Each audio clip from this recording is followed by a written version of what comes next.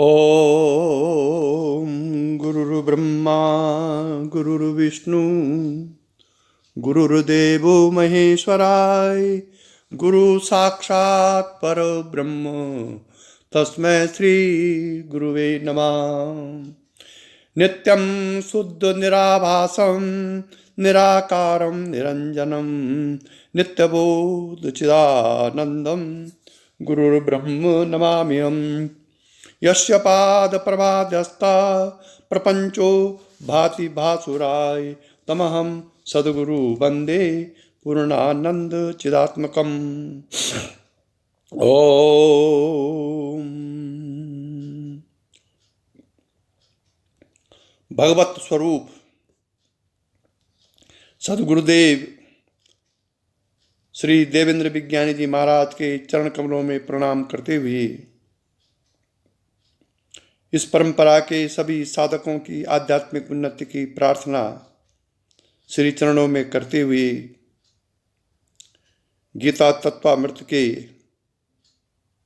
बुद्धि की अवस्थाएं और आत्म तत्व के संबंध में आज का प्रवचन किया जा रहा है। टाइटल है बुद्धि की अवस्थाएं और आत्म तत्व। सांख्य का एक सूत्र है, असंगोऽयम् आत्मा, असंगोऽयम् आत्मा, अर्थात आत्मा बुद्धि से असंग है। ये इस सूत्र का अर्थ है कि आत्मा बुद्धि से असंग है। जन सामान्य बुद्धि और आत्मा में फर्क नहीं कर पाता है।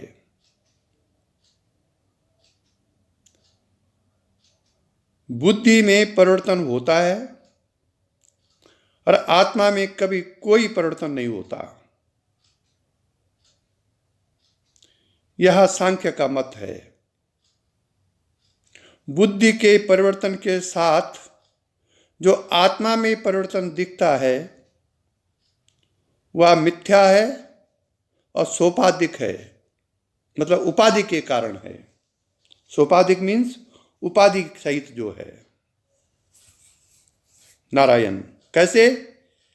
जैसा जागृति, सुषुप्ति और स्वप्न और मूर्छा में अनुभव किया जाता है।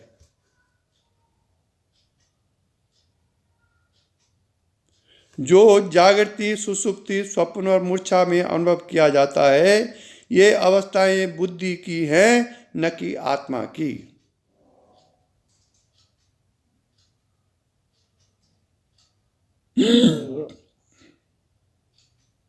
जो परिवर्तनशील तत्व है वह नित्य नहीं कहा जा सकता। आत्मा नित्य है और सदा एक समान रहता है। यह भेद सुषुप्ति और समाधि के भेद से अनुभव में आता है, अथवा यूं कहें कि समझा जा सकता है, क्योंकि समाधि की अवस्था में बुद्धि का भी आत्म तत्व में लय हो जाता है, जबकि सुषुप्ति में बुद्धि बनी रहती है और कहती है कि नींद अच्छी आई या अच्छी नहीं आई। ये सुषुप्ति में बुद्धि के कारण ये अनुभव होता है। समाधि में बुद्धि ही अपने उदय अस्त को समझती है, परंतु समाधिकालीन अवस्था का उसे कोई ज्ञान नहीं होता। बुद्धि को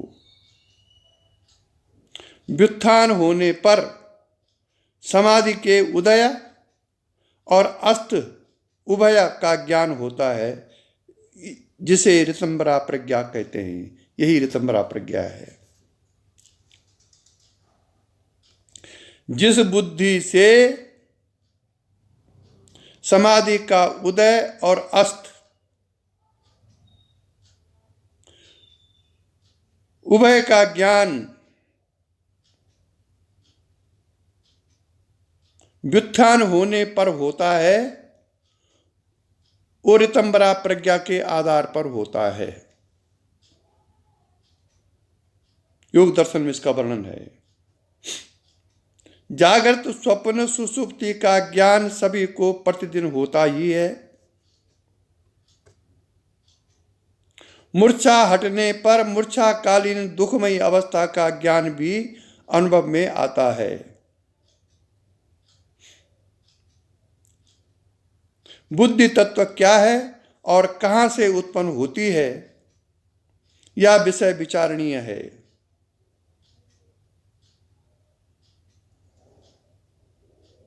आत्मा चेतन अर्थात ज्ञान स्वरूप है।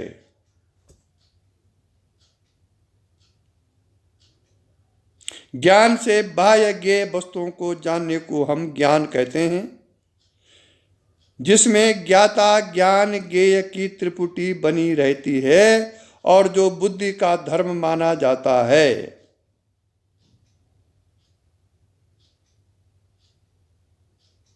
इसलिए त्रिपुटी रहित ज्ञान को ज्ञ कहा जाता है और वह स्वयं आत्मा है।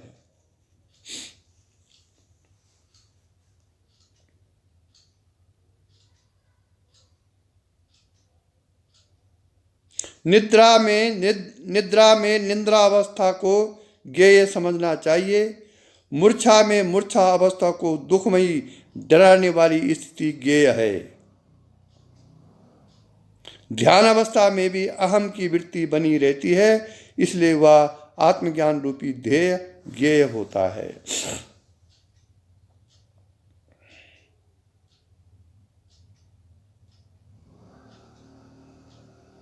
जब समाधि में बुद्धि के साथ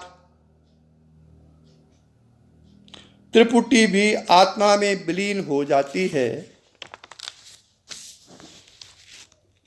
तब ज्ञेय स्वरूप आत्म तत्व रह जाता है। उस ज्ञेय से बुद्धि का व्युत्थान होने पर त्रिपुटी का व्युत्थान होता है। त्रिपुटी मीन्स दृष्टा, दृश्य और दर्शन, ज्ञाता, ज्ञेय और ज्ञान।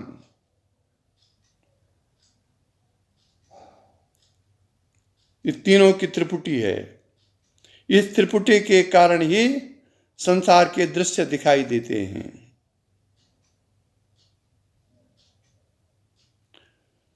प्रश्नोपनिषद की इस श्रुति में कहा गया है कि बाह्य ज्ञान, ध्यान के मध्य के ज्ञान और निद्रादि के अभ्यंतर ज्ञान में ज्ञान कंपित नहीं होता, अर्थात त्रिपुटी युक्त बुद्धि का उदय, मध्य और अस्त होना उसके कंपित होने से होता है।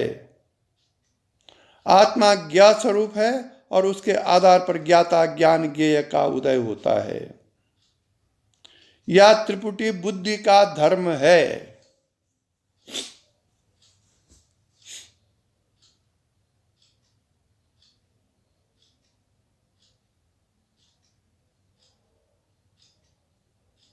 स्वप्न में जागृत अवस्था की स्मृति बुद्धि के साथ विलीन सी हो जाती है और पुराने संस्कारों की स्मृति के साथ जो बुद्धि उदय होती है वह उस ज्ञान से होती है। ज्ञान माने आत्मा से।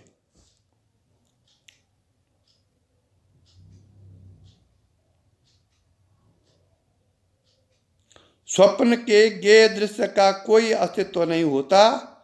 इससे स्पष्ट है कि स्वप्नकालीन त्रिपुटी बाह्य दृश्य के आधार से रहित केवल बुद्धि की ही क्रिया मात्र है।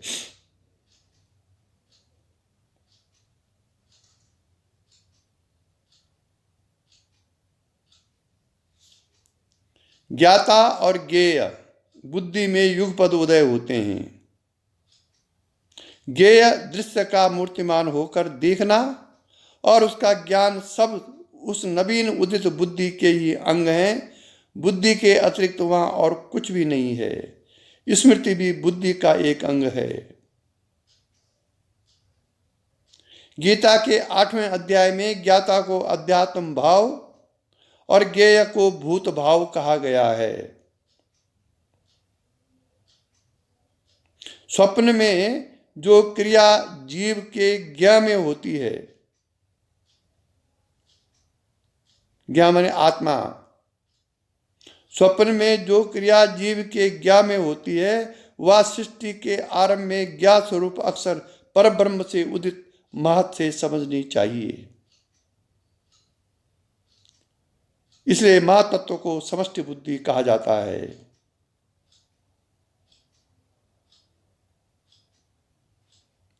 मनुष्य की व्यष्टि बुद्धि समष्टि बुद्धि रूपी सिंधु का एक बिंदु है। स्मृति के संस्कार भी बुद्धि में ही निहित होते हैं, जिसे संस्कार से कहा जाता है, और बुद्धि की विवेक व विमर्श शक्ति भी साथ साथ कार्य करती है। संस्कारों को मूर्तिवान बनाना प्राण का काम है। इसलिए महातत्व विभु प्राण भी कहलाता है।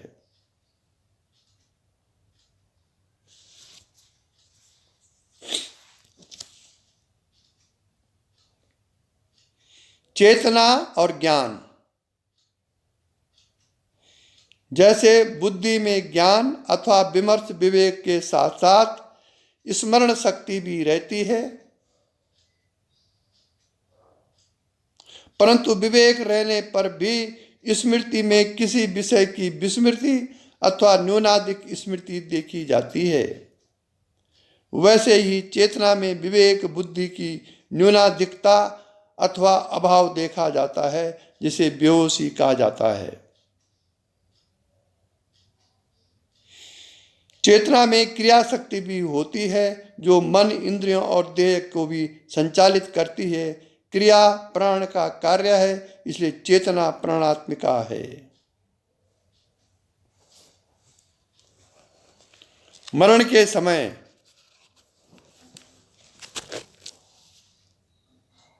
विगत प्राण होने पर चेतना नहीं रहती। मूर्छा में दोनों होते हैं। जागृत स्वप्न सुषुप्ति के साथ तुरीय समाधि सहित 4 अवस्थाएं मानी गई हैं। मूर्छा को स्वतंत्र अवस्था नहीं माना जाता है, क्योंकि प्राण निकल जाने की संभावना होने से मूर्छा को मृत्यु का ही पूर्व रूप समझा जाता है।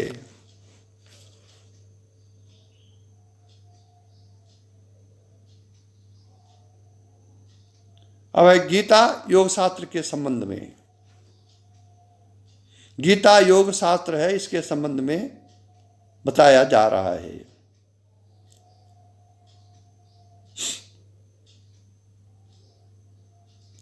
पातंजल योग शास्त्र चित्त वृत्ति निरोध रूपी योग का प्रतिपादन करता है।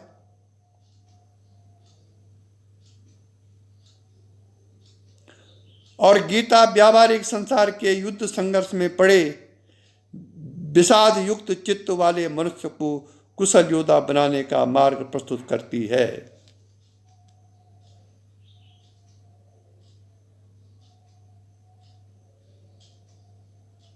पातंजल योग चित्तवृत्ति निरोधा है, और श्रीमद् भगवत योग व्यवसायत्मिका बुद्धि योग है।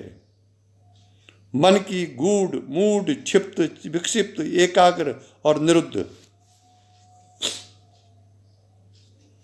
मन की मूढ़, क्षिप्त, विक्षिप्त, एकाग्र और निरुद्ध 5 अवस्थाएं होती हैं। इन विक्षेप रूपी विषाद युक्त चित्त निरुद्ध अवस्था को प्राप्त नहीं कर सकता। इसलिए श्री भगवान ऐसे चित्त के लिए संप्रज्ञात असंप्रज्ञात निरोध समाधियों के स्थान पर स्थिति प्रज्ञा समाधि का उपदेश करते हैं।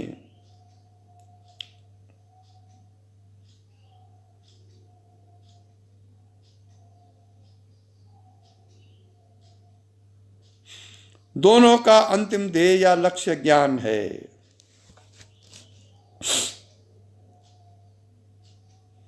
पातंजल योग विवेक ख्याति द्वारा केवल्य पद की प्राप्ति पर साधन के पर्यवसान करता है, और गीता सर्वकर्माखिलम पार्थ ज्ञाने परिसाम्यपति कहती है।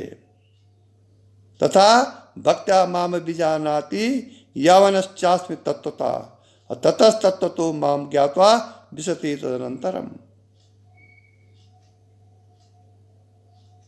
अर्थात बिना निरोध समाधि के,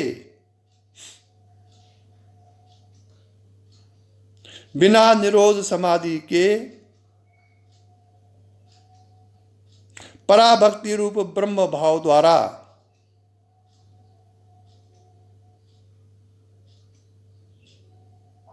केवल मोक्ष का साधन बताती है।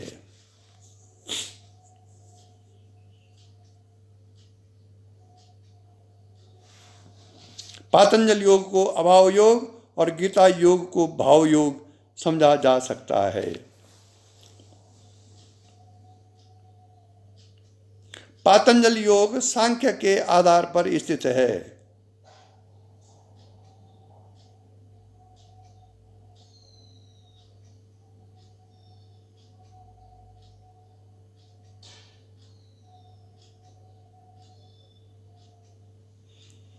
ओम, इसलिए उसे श्रेयश्वर सांख्य कहा जाता है। सांख्य के अनुसार प्रत्येक प्राणी का आत्मा पृथक पृथक है, अर्थात अनेक आत्मा हैं और सब प्रकृति से असंग हैं। परंतु योग का ईश्वर भी पुरुष विशेष प्रत्येक प्राणी में जीव रूपी पुरुष के साथ प्रत्येक का गुरु है और पूर्वेशामपि गुरु के नाते सब में एक है।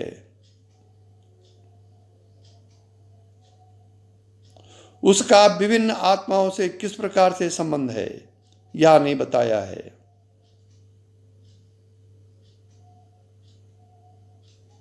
गीता अंश अंशी संबंध बताकर दोनों के एकत्व और भिन्नत्व को समझाती है।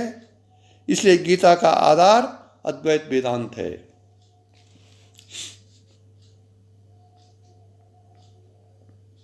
नारायण शिव तत्व।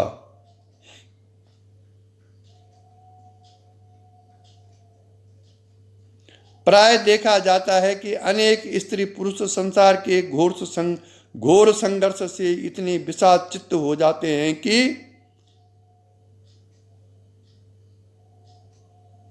किंग कर्तव्य विमूढ़ होकर अपने कर्तव्य अकर्तव्य को भूल जाते हैं।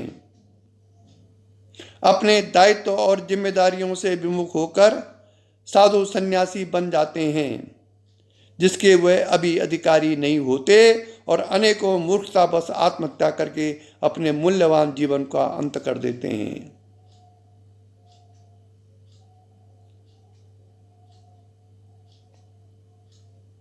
इसलिए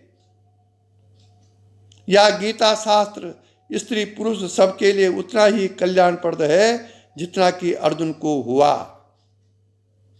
यद्यपि इसका अधिकारी प्रत्येक स्त्री पुरुष है, तथापि श्री भगवान ने विशेष पात्र के लक्षण स्वयं कहे हैं, जो कि तपस्काय न हो, भक्त न हो, ईश्वर के नाम से चिढ़ते और द्वेष करते हों, जैसे कम्युनिस्ट या मार्क्सवादी प्रवृत्ति के लोग, उनको इसका उपदेश नहीं करना।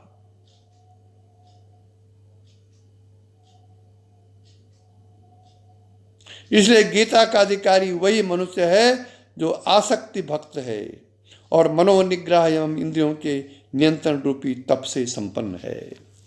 नारायण।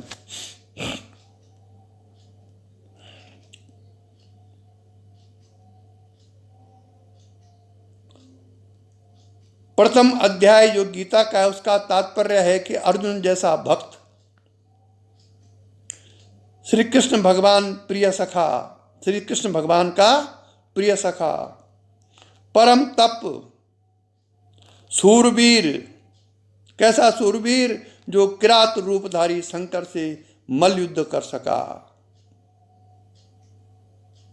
परिस्थितियों बस विषाद युक्त होकर कायरों के सदृश कर्तव्य विमुख हो सकता है, तो सामान्य मनुष्य के संसार संघर्ष में घबरा उठने में कोई आश्चर्य नहीं है।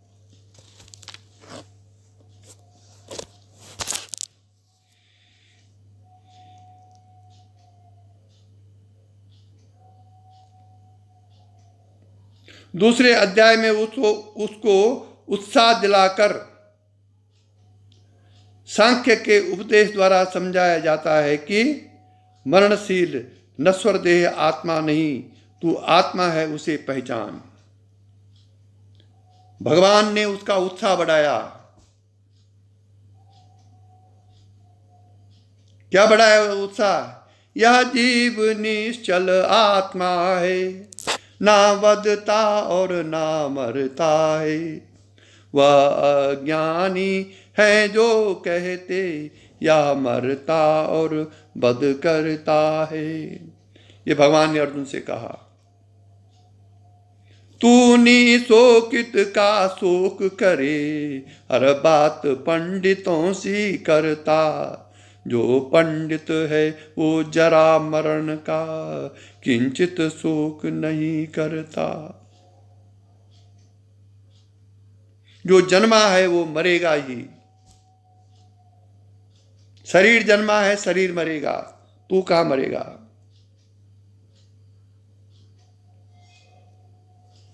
इन प्रकार के उपदेशों से भगवान ने अर्जुन कायर मन का, जो कायरता में जो मन आ गया था, उसको उत्साह दिलाया।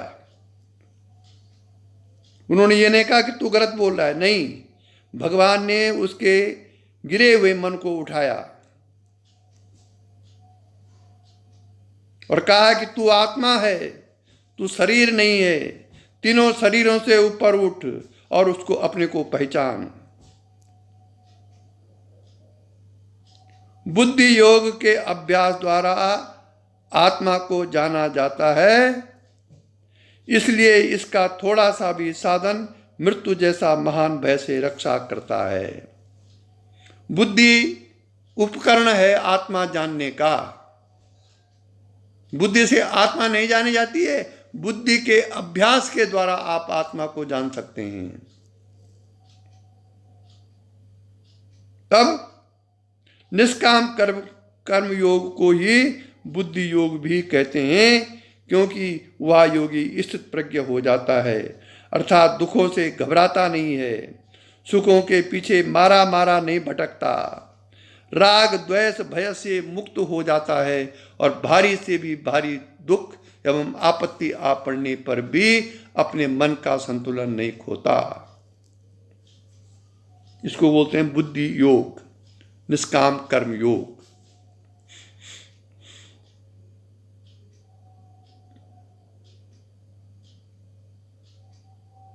अर्जुन को संदेह हुआ कि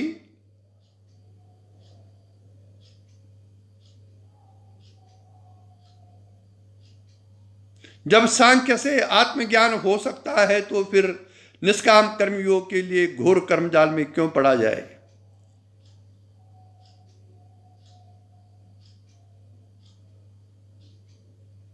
प्रथम कर्म संन्यास बताया, अर्जुन कह रहे भगवान श्री कृष्ण को, प्रथम कर्म संन्यास बताया, फिर कहते हो योग महान। इन दोनों में कौन श्रेष्ठ है, उपदेश करो भगवान। तब कृष्ण क्या जवाब देते हैं, कितना अच्छा जवाब दिया है। सुन अर्जुन मैंने तुझको दो निष्ठा प्रथम सुना दी है, वह ज्ञान योग ज्ञानी की है और कर्म योग योगी की है। निष्काम कर्म योग, इसी को बुद्धि योग कहा गया गीता में। और इस प्रकार से तीसरे अध्याय में इस शंका का समाधान किया गया है और कर्म की विशेषता बताई गई है और कर्म योग का स्वरूप कहा गया है और साथ ही यह भी कहा गया है कि मन बुद्धि से परे आत्मा का ज्ञान इनके काम क्रोध से आवृत होने के कारण नहीं होता और काम पर जय प्राप्ति के लिए निष्काम कर्मयोगी एकमात्र उपाय है।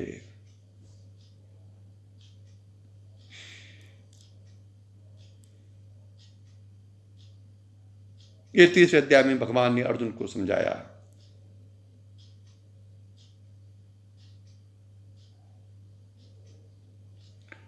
चतुर्थ अध्याय में इस बुद्धि योग रूपी निष्काम कर्मयोग की महत्ता बताने के लिए श्री भगवान ने कहा, यह इतना आवश्यक है कि सृष्टि के प्रारंभ में मैंने इसका उपदेश सूर्य नारायण को किया था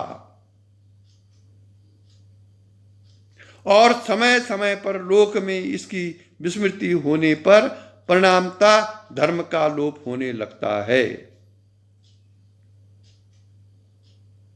भगवान ने कहा कि यह अध्यात्म परम गोपनीय है, दिनकर से मैंने प्रथम कहा। दिनकर माने सूर्य नारायण। यह अध्यात्म अति गोपनीय है, दिनकर से मैंने प्रथम कहा। और रवि ने मनु को उपदेश दिया और मनु ने राजा इक्ष्वाकु को सुना।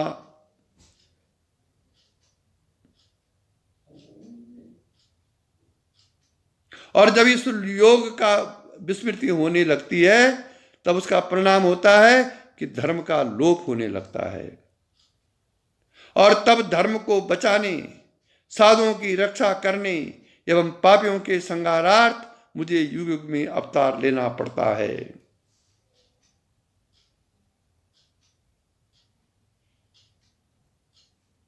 संसार कर्म प्रधान है, जन्म मरण का बंधन कर्म का ही परिणाम है और इस बंधन से मुक्ति भी कर्मयोग का अनुष्ठान द्वारा मुझे फल अर्पण करते रहने से आत्मज्ञान उदय होने पर होती है।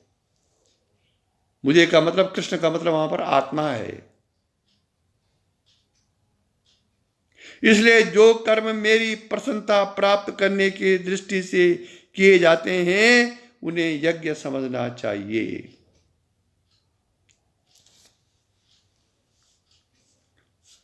ये भगवान कृष्ण बोल रहे हैं कि जो भी कर्म मेरी प्रसन्नता प्राप्त करने की दृष्टि से किए जाते हैं उन्हें यज्ञ समझना चाहिए।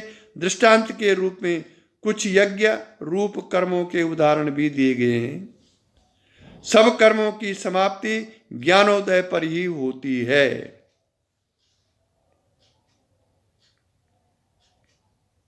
ज्ञान के सदृश पवित्र अन्य कुछ नहीं। ज्ञान रूपी अग्नि सब कर्मों को भस्म कर देता है। अब प्रश्न यह है कि ज्ञान क्या है? क्या है ज्ञान? एक तो होता है किताबी ज्ञान, शास्त्रों का ज्ञान, संसार का ज्ञान, लेकिन यहां पर ज्ञान का अर्थ है आत्मज्ञान से।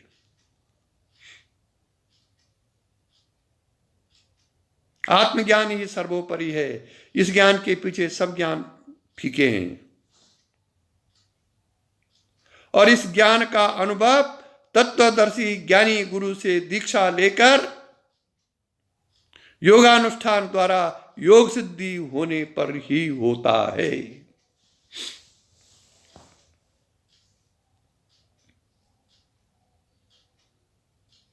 केवल दीक्षा लेने से ज्ञान नहीं होगा। दीक्षा लेकर योगानुष्ठान द्वारा योग सिद्ध होने पर ही होता है। यह है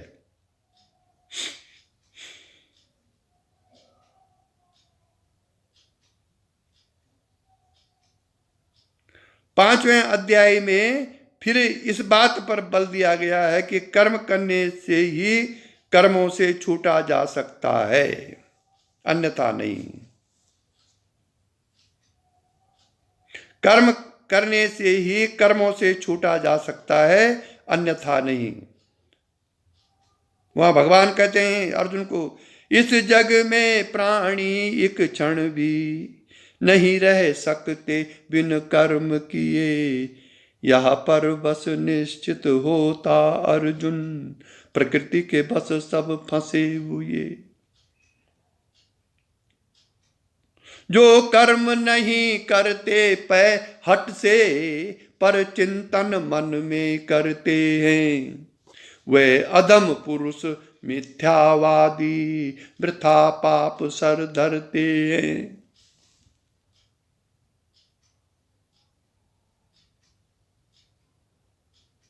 इसलिए कर्म करना आवश्यक है। कौन से कर्म? निष्काम कर्म। सकाम कर्म में ये दोष हैं। जिस फल की इच्छा से कोई कर्म किया जाता है उसकी पूरी होने न होने का परिणाम राग, द्वेष, काम, क्रोध, प्रिय, अप्रिय और इंद्रिय सुखों की आसक्ति के रूप में प्रकट होता है। निष्काम कर्मानुष्ठान द्वारा काम, क्रोध पर जय, सबके प्रति समभाव और इंद्रियों पर नियंत्रण आता है तथा मनोनिग्रह की प्रगति होती है। जो प्राप्ति दूसरे योगियों को आसन प्राणायाम द्वारा होती है वही कर्मयोगी को कर्मफल भगवता अर्पण करने से होती है।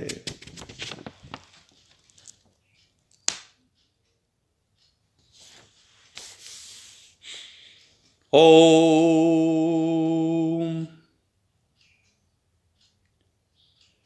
छठवें अध्याय में मनोनिग्रह की आरुरुक्षु, योगारूढ़, योग युक्त एवं योगतम 4 अवस्थाएं और लक्षण कहे गए हैं मनोनिग्रह के।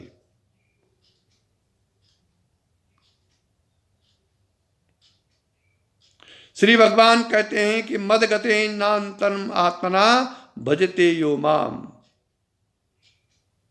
वह सबसे ऊंचा योग युक्त योगतम है।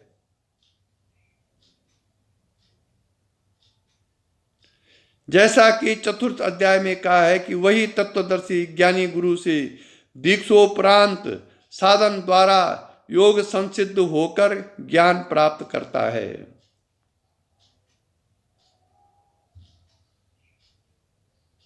अर्जुन के यह कहने पर कि मन का रोकना वायु के रोकने से भी कठिन है। अर्जुन ने कहा कि यह मन विचित्र चंचल है, दुर्जय है अतिशय बलवान, इसको बस में करना मधुसूदन, है गति वायु समान। तब भगवान ने क्या कहा? मन चंचल अवश्य है, मन चंचल अवश्य है। तो भी भगवान स्वीकार कर रहे हैं कि ये मन अवश्य में चंचलायमान है, पर फिर कह रहे हैं तो भी अभ्यास वैराग्य द्वारा रोका जा सकता है। शक्तिपात वालों की तो क्रिया शक्ति है, क्रिया शक्ति पर वो दृष्टा भाव रखेंगे तो मन रुकना शुरू हो जाएगा। किसी कारण यदि साधक साधन से गिर जाए तो भी उस योग भ्रष्ट को वे लोक मिलते हैं जो पुण्य द्वारा प्राप्त होते हैं। वहाँ बहुत समय रहकर जब वह फिर यहाँ जन्म लेता है तो पवित्र श्रीमानों के घर अथवा विद्वान योगियों के यहाँ जन्म लेता है और फिर अपना साधन पूरा करता है। गिरता भी वो उत्थान के लिए ही है।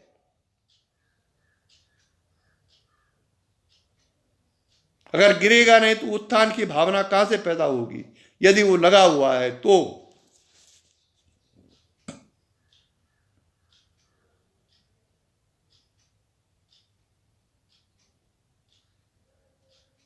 योग का मार्ग बड़ा पवित्र है, जिस पर एक बार चल पड़ने पर साधक कभी न कभी अवश्य पार लग ही जाता है। इसलिए हे अर्जुन, योगी बन, ऐसा भगवान का अर्जुन के लिए उपदेश है। 7वें अध्याय में योग का फल बताते हुए योगी मुझे जानकर मुक्त हो जाता है, अर्थात योग साधन में लगे रहने वाला मनुष्य अवश्य अपरोक्ष ज्ञान प्राप्त कर लेता है। 8वें अध्याय में ज्ञान के स्वरूप के विषय में अक्षर ब्रह्म, अध्यात्म, अधिभूत, अधिदैव, अधियज्ञ के भेद, अंत समय में योगी भ्रूमध्य या मूर्धा में प्राण ले जाकर कैसे शरीर त्यागता है और उसकी उत्तरायण दक्षिणायन गतियों का वर्णन है। 9वें एवं 10वें अध्याय में राजगुह्य राज विद्या के साथ विभूतियों का वर्णन है और 11 में विश्व रूप दर्शन के पश्चात 12वें में भक्ति योग, भक्त और प्रिय भक्त के लक्षण गीता में कहे गए हैं।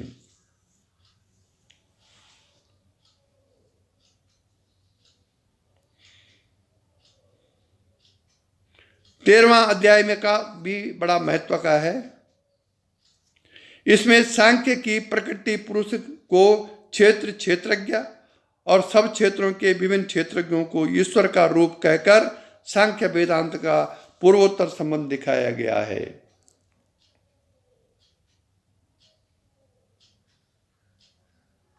विभिन्न क्षेत्रज्ञ विभु सर्वव्यापी एक ईश्वर के ही रूप हैं, क्योंकि वह अविभक्त होते हुए भी प्रत्येक प्राणी में विभक्त सा रहता है। वो ईश्वर एकम रूपम बहुधा या करोति कठोपनिषद। वह ज्योतियों की भी ज्योति है, अविद्या रूपी तमो मोह से सर्वथा रहित अति निर्मल है। सबके हृदय में सांख्य के पुरुष अथवा गीता के क्षेत्रज्ञ के रूप में अनुभव गम्य ज्ञेय और ज्ञान गम्य है। यही ज्ञान है। क्षेत्रज्ञ का सीधा प्रकाश प्रत्यक्ष चेतना के रूप में अनुभव में आता है।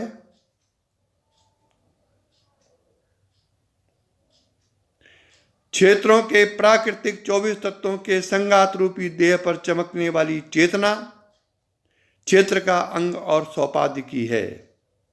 इसलिए क्षेत्रज्ञ को गणपति समझना चाहिए, जो ब्रह्म शिव और प्रकृति शक्ति की संधि है एवं स्वयं प्रत्यक्ष ब्रह्म स्वरूप है। जैसा कि गणपतोपनिषद में कहा गया है कि यही प्रकृति के 24 तत्वों के गणों के पति हैं गणेश, जो देह उपाधि के कारण गिरवा से ऊपर गजानन और नीचे मानव रूपी दिखाए गए हैं। यही सबसे प्रथम स्मरणीय ब्रह्म ज्ञान के द्वार पर आसीन एवं योगियों के लिए सदा वंदनीय हैं। इसी के साथ आज का प्रवचन समाप्त हुआ। यही दिव्य दृष्टि हमें दीजिए भगवान, हो कण कण में निस दिन तुम्हारे ही दर्शन। लखूं नित्य सर्वत्र मूर्ति तुम्हारी, सुनो जड़ जगत से ये कीर्ति तुम्हारी। यही दिव्य दृष्टि हमें दीजिए भगवान, हो कण कण में निस दिन तुम्हारे ही दर्शन। तेरी शुभ सत्ता बिना हे प्रभु मंगल मूल, पत्ता तक हिलता नहीं, खिलता नहीं है फूल। रोम रोम में तुम रमे, फिर क्या रहा बिछो, लेकिन तुम मिलते नहीं, एक ऐसा संयोग। ओम असतो मा सद्गमया, तमसो मा ज्योतिर्गमया, मृत्योर्मा अमृतं गमया। ओम शांति शांति शांति।